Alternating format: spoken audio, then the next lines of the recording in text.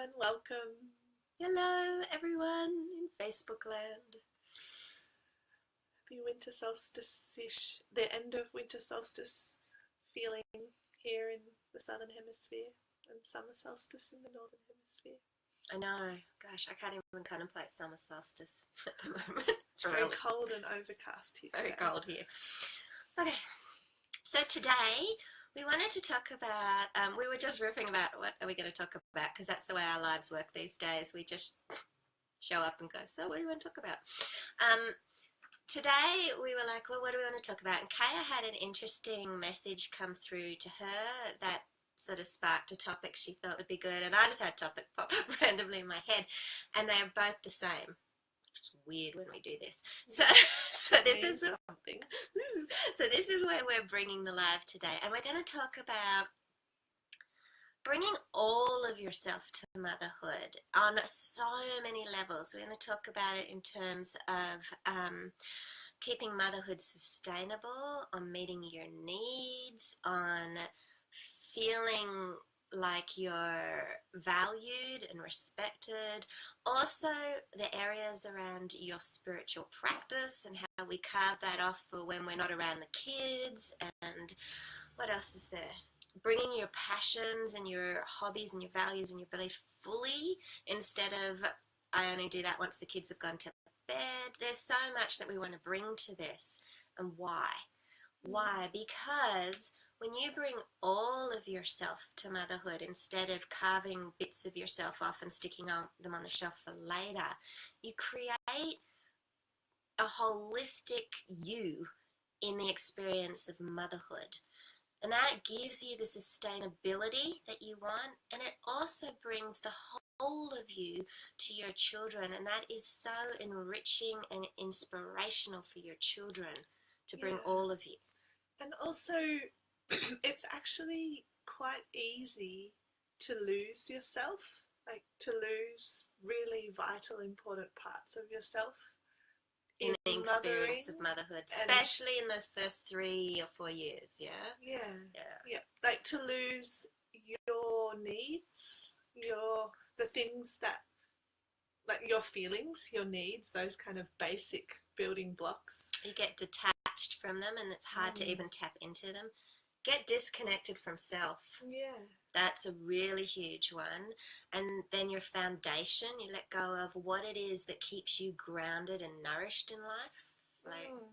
And the more that you are lost and disconnected from yourself, the more you are from life in general, and also from other people as well. It's like it creates a disconnect from everything, including from your capacity to really connect with your children and really give to them and show up. And your ability to be present, which is kind of what Kaya's saying here. But if there's a huge part of you that's always in the later, not now, or one day, or I used to do that, or in the past, but you're not here now. Like, you're not bringing all of you into your experience of life now. And that actually sucks joy right out of you. Yes, yeah. So the first bit, if you watch many of our videos or read much of our stuff, you would hear us talk about something like this, like over and over and over again, because it is so important. The first bit is about coming back to being familiar with your own feelings and needs, and that like actually really sinking the truth in that your needs matter, your feelings matter, and you matter in the equation of, like, because you naturally probably nurture so many people all the time and are aware whole of family, everybody else. Like, you matter too.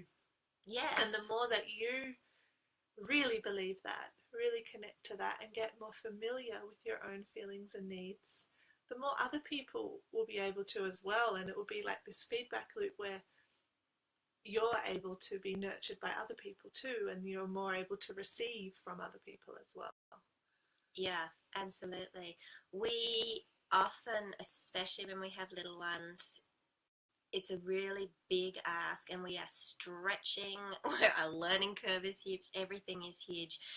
And the temptation is to, and it's so easy to, because you're so full, let so much of yourself go. And there is some, in reality, like if we're really real, there is some times where we do have to really think outside of the box, and some things have to look completely different to the way they did before we had children, when we have babies. Like, yeah, for sure. Yeah. Like that does happen. But sometimes we don't get creative, and we don't hear the message, you matter and that you're important. We are so busy throwing everything into our love of our children and our care of our children. You know, that's where And we, like, I can relate to this. We have that story that says, it's okay, I can wait. Like, I can stretch. I can stretch so far. Like, yeah. I could wait for years.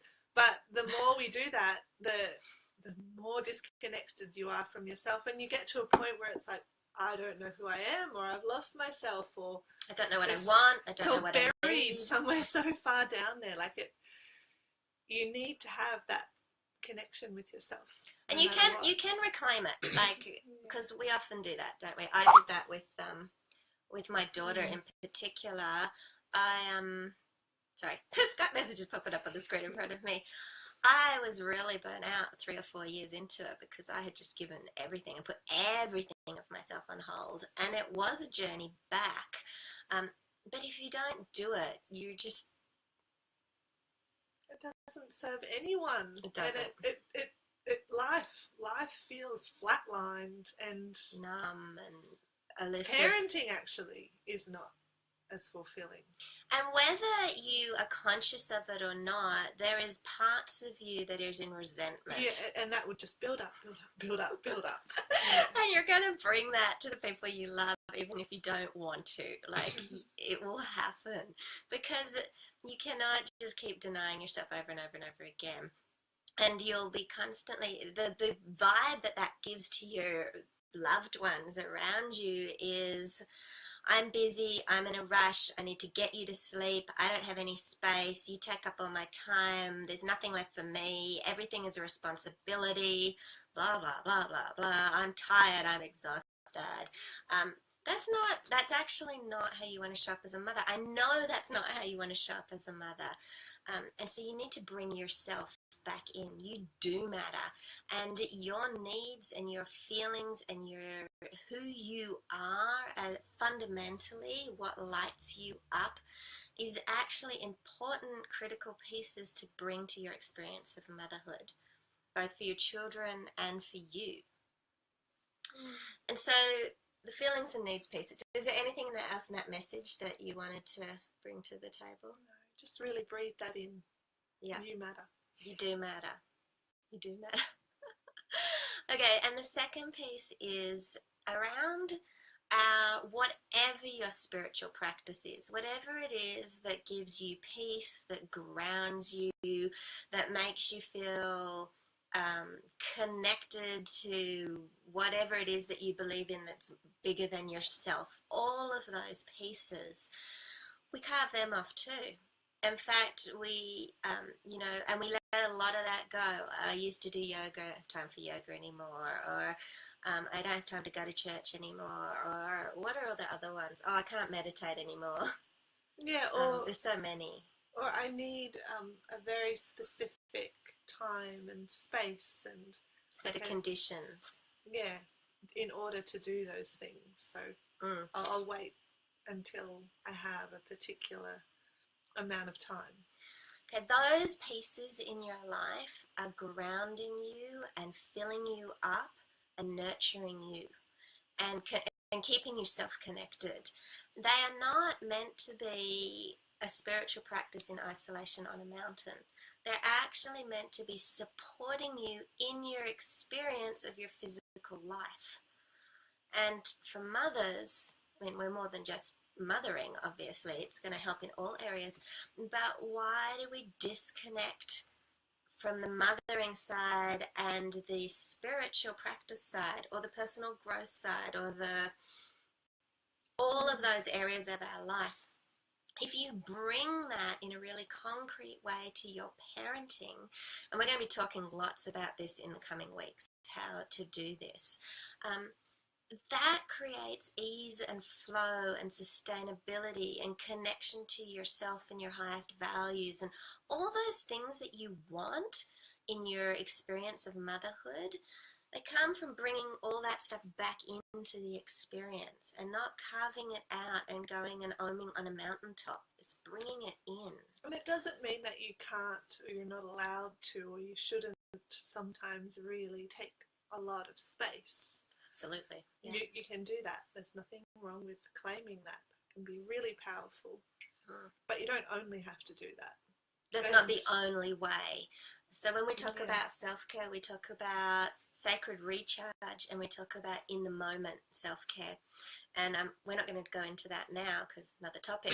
But the sacred recharge, where you need space and solitude and reflection and take yourself away, that is the smallest piece of actually your holistic self-care as a mother.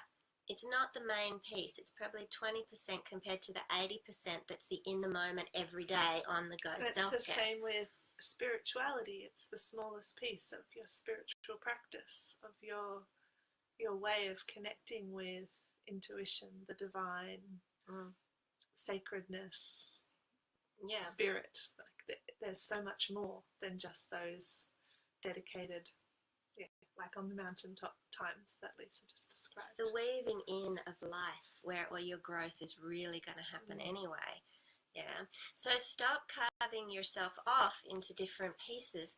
And the third piece that we want to do then is our hobbies, our passions, our loves.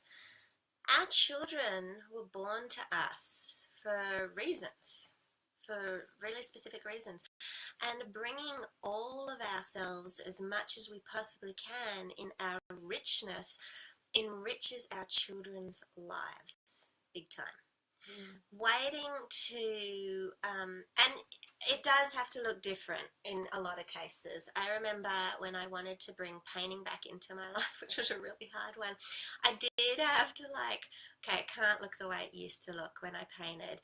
And I did have to, actually I took up finger painting. That was actually a really good thing. But I had to bring my kids into the experience. But the richness, my daughter is does art every single day now. For her, it's a real, I don't know if that will continue, but for now, it's a passion and it's a love. And I see my children doing that with my passions.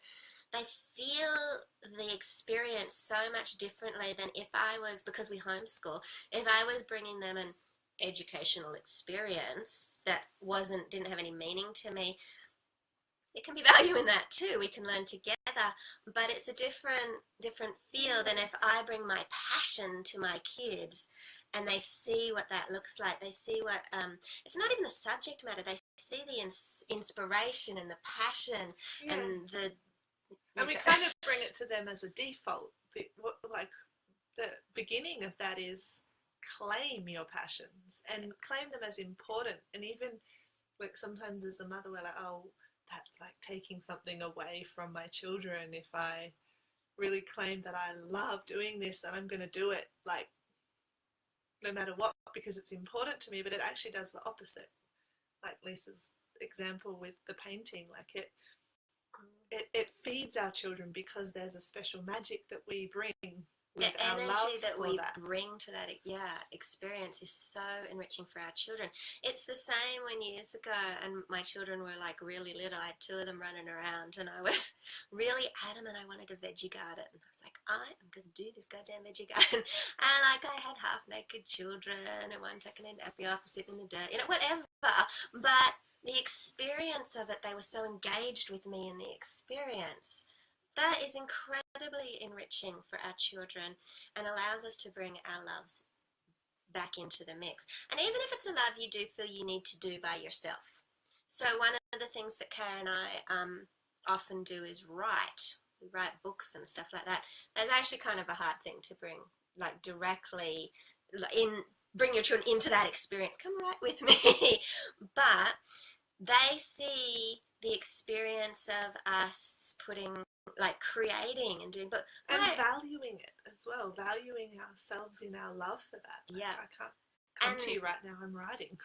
And just achieving our goals and the things that we most want to do. My daughter's my eldest, so that's why she's come up twice, I guess, but she doesn't feel intimidated about the thought about publishing a book. She's like, oh yeah, Yes, we've done it. Because she's seen us do it several times. So like that doesn't, bring yourself to your children, because part of what your passions will give them so many gifts in so many ways that you can't even possibly imagine. Okay, so they were all the different ways to start exploring bringing all of you to your experience of motherhood. There's not a small piece of you that's a mother. There's actually no reason why not to. It's all just silly head stuff that's not even true. Yeah. So you really can. You really, really can. Yeah. You really, really can. It's really quiet here on Facebook today. We're still playing with our timing. This is always a good time for us. So if you're on replay, and hello to the people who are here, because I do see there's a few of you. If you want to comment, or if you've got questions, or even if you've got, I don't know how to make that happen, or whatever it is that you want to reflect on and share, go for it. We would love to hear you and engage with you in some form. Yeah. I think that's it for us today. Thank you for sharing this with us. Happy claiming yourself. Claiming yourself week. That's what we'll call this. Okay, enjoy your week, everyone.